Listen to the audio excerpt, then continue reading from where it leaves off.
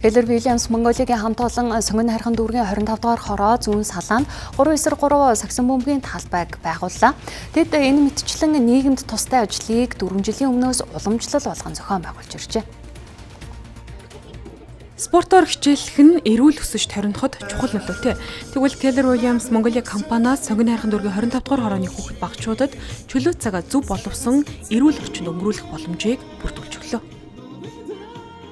Жирэн таатайгаа ингэснээр ерөн хүүхдүүдийн юу ингээд хүсэл мөрөөдөлтөд хүрэхийн төлөө ингээд сэтгэхтэн ингээд ерөн хөв нэмэр оруулж байгаа гэж бодож байна. Тэгээд сайн хэлсэнчлэн баярлж байгаа. Ягаад гэвэл чөлөө цагаа маш олон хүмүүсийн одоо хүч найзтайгаа гоё өнгөрөөх зүрх сэтгэл шингэсэн байдгийн жишээ гарч ирж байгаа даа. Бид нар бүгд багада тоглож өссөн.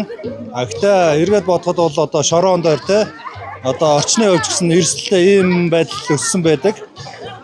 Тэгэхээр хүүхдүүдийн хувьд нэн ялангуяа тоглож наадах нь бол өөрөө хөгжлийнх нь гол зүйл шүү дээ. Гэхдээ аюулгүй эрүүл ийм орчинд байх хэрэгтэй.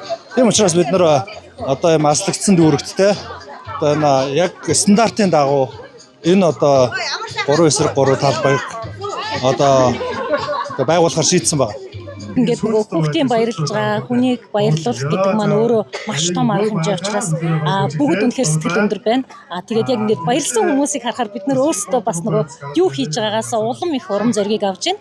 Тэгээд жил болгон яг энэ одоо нэтворкингийг үүсгэж явж байгаа Keller Williams-ийнхаа хамт олон агентуудтай үнэхээр их баярлж байна.